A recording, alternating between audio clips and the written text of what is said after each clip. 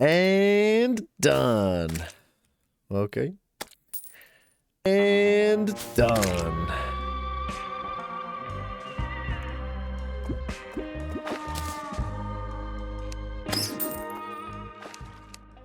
Alright guys, let's talk about inspiration. Now, there's two major factors that play into inspiration for me. One of those factors is themes, and the other one is familiar objects. Now, the theme here, it's cold, right?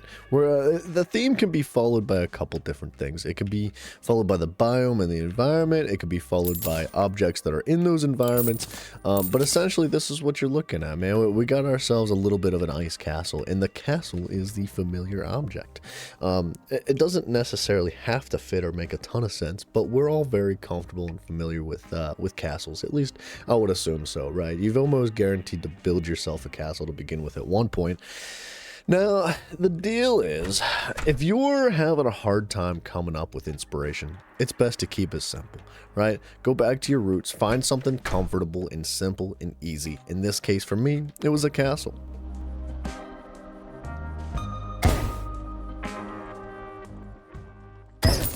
Now, this next thing I want to talk about is one of my favorites. It's called... This freaking dude, all he does is squawk in my ear. Anyways, this is probably one of my favorite parts about building, is finding the geometry in a build. And there's all sorts of different ways we can find the geometry. And a couple of the big hitters for me are symmetry and asymmetry and curvature within those. And then some other factors that we'll get into a little bit more detail here after this one. But if you want to take a look at the very particular details of this build, this is a small building, right? But it's also incredibly symmetrical, which is kind of pleasing to the eye. And at the same time, the left and the right sides that are outside of the building, and even the interior, is very asymmetrical. You know the word I'm trying to say. It's asymmetrical, right? Which brings a lot of variety to it, and it helps spice it up, but still bringing the pleasingness and the pleasure of the symmetry that the building itself has. The roof, perfectly block for block lined up. If you see a block out of place, please tell me, because I will fix it instantly. But also, the way this roof curves down at the end, I like to do things like this. Now, you don't have to, right? This is not a requirement for building, but this is something that I like to try to squeeze into builds if I find it, opportune.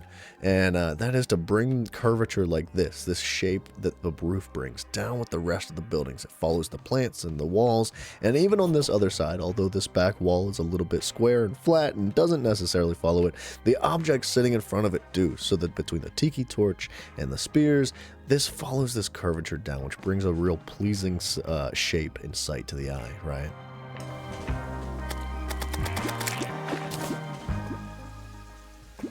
Alright, let's talk about another one. Now, I know I just said that the last one was my favorite, but I think that this is probably my favorite, maybe. I don't know. They're all my favorite. But this one is going to be color palettes, right? Color palettes are a very important part of your building, and it can go all over the place. And I like to tend to lean into two different kind of color ratios when it comes to my builds. This one is a small little thing, right? This is just the wall to our arena. So I'll zoom out here in just a second, but I chose this very stable, very foundational, very muted gray tone with all sorts of different blocks, right? And texture leads into this too. So there's actually a couple of factors that lead into this. Texture is one of them. Lightness and darkness is another one. You have different shades and shadows that go into those things, and then you have complementary and contrasting colors with one another. The definition of these words is a little bit floated here the way I talk about it. Look, man, I'm not a freaking English major, but I will tell you that these colors complement one another very well, right?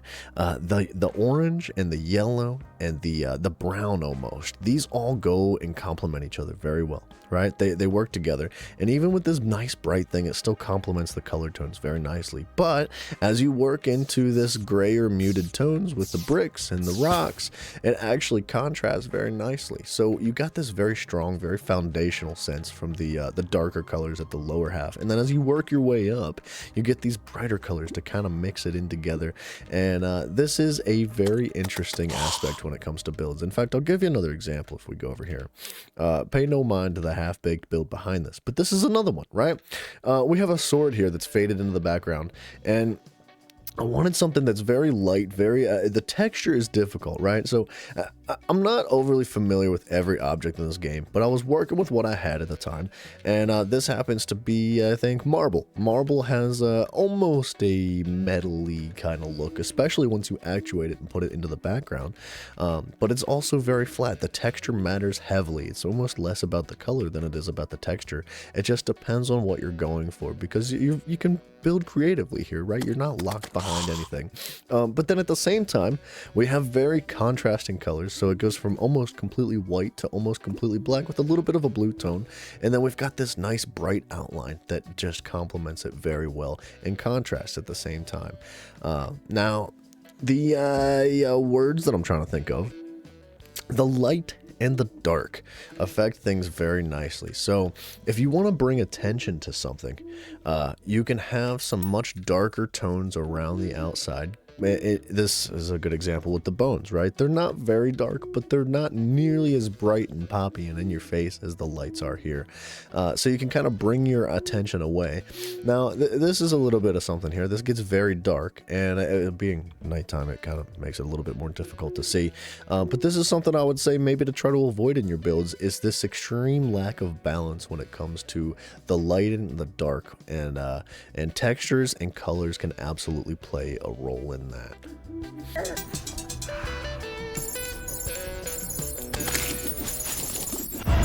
Alright, this next one's balance. Now, balance is a little bit of a tricky one, right? There's kind of different ways to identify balance, and one of those ways is going to be for interior design with things like this, which I'm going to use this as an example for that, but there's also balance for exterior shape-wise things, and I think this also provides a nice example at the same time. So, we'll zoom in a little bit here. We'll talk about the interior.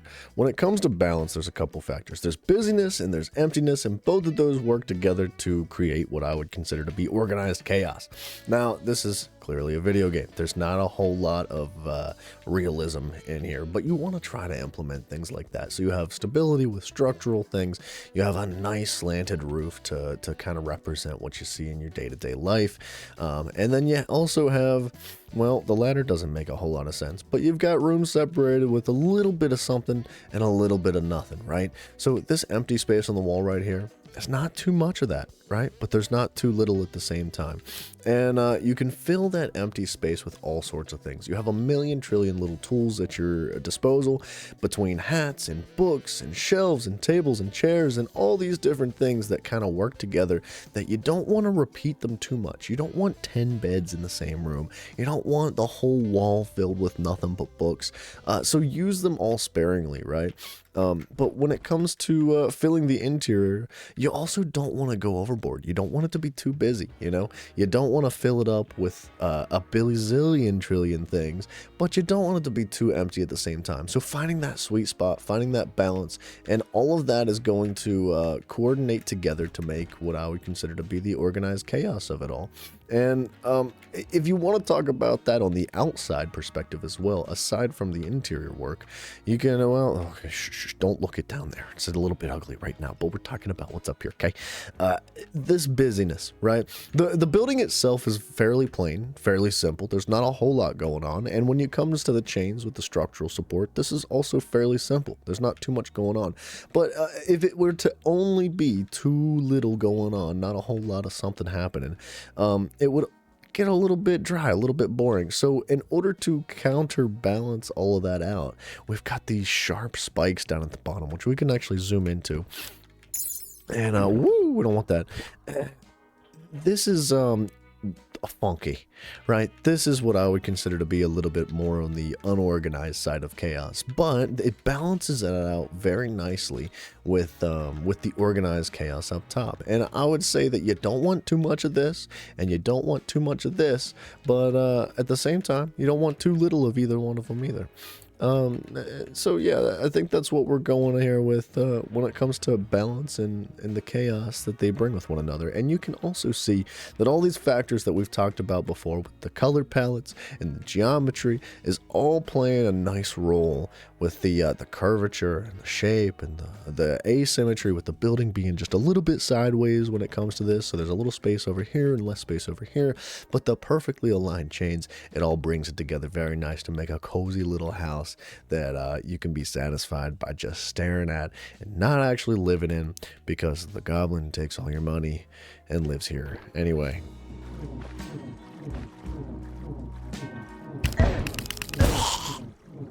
Alright, now if I'm being completely honest, I don't really have a whole lot of other tips. I have a hard time kind of implementing these topics, these strategies, these concepts into words.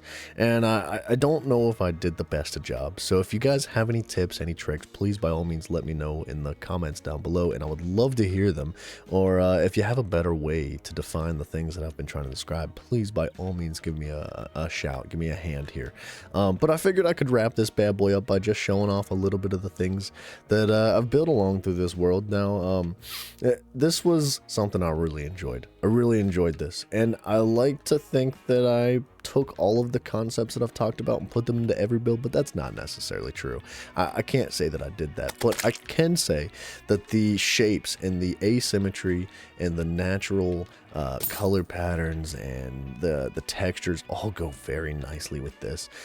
This rounded shape of the mushroom and the way the spots kind of flow together and make rooms inside of them all makes it very pleasing for my eyes, right?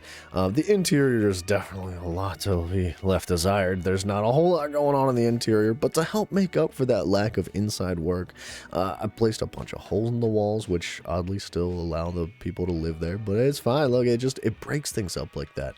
You have 10 trillion little tools at your disposal, and it's fun to mess around with them all and experiment, and when you find that right balance between them all, you can find things come together very nicely. Alright, now as I run out of things to talk about, I feel the need to show this off because I'm very proud about this bad boy. I worked hard on this bad mama. Now the handle's not totally done yet, so I won't show that off too hard, but this axe, man, this took a long time to bring together, and you can see a lot of the factors playing together. Now this is a two-dimensional object. There's no building here, right? There's no interior work design, but this all takes all the other factors that we talked about very heavily into consideration. You have the chaos right here with the ice bouncing and shattering away and throwing fractures away, and the color palettes all working together, and the blue brightness to help pop, and the background to pull that away and put your eyes directly on the axe head itself, and the shape of the axe, bring it together to look real smooth and then real sharp all at the same time, and it's just very satisfying. Now we've got another one. I've got this one over here. This turned out nicely too. That got bright. Holy, it's dark in my room. Bear with. I don't go outside, so I'm sorry. I'm blinded. But this turned out nicely.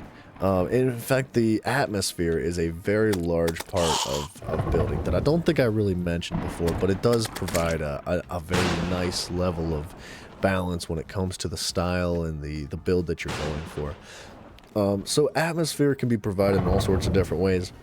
I would say that every factor that we talked about does that, but also the audio with the lightning in the background and the tinted the air that it's going on where it darkens and it gets a little bit of fog, things like that really can make a difference in a graveyard theme with a pumpkin house and things like that. Now the interior of the pumpkin house, if you've noticed a theme, I'm not the best when it comes to interiors, but I really do enjoy creating the shapes and bringing things together and getting weird and funky with the creative type of deals with the trees and the strange shapes that flow in all sorts of different directions and almost make you uncomfortably comfortable at the same time.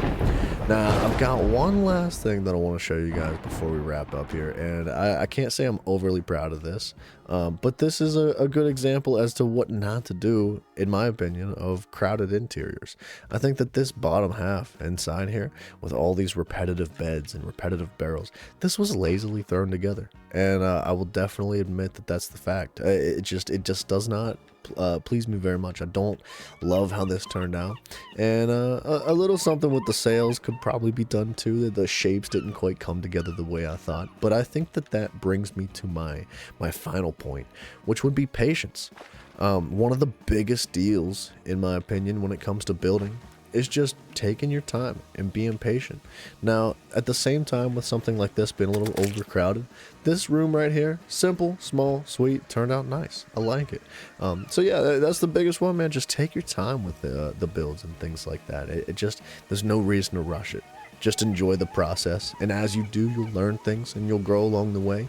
And I would absolutely love to learn some things from you guys too. So thank you so much for hanging out with me, man. And I hope that I get to catch you guys in some more videos like this. If you liked this, please let me know. I would love to do more things in the future. And goodbye, ladies and gentlemen. Don't forget, stay frosty, I guess. See ya. Hey, wait. This is how this has to go, right?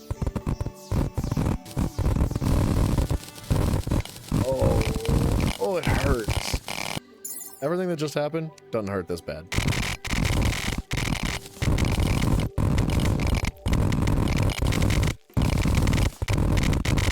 So much fun. And there's so many hours.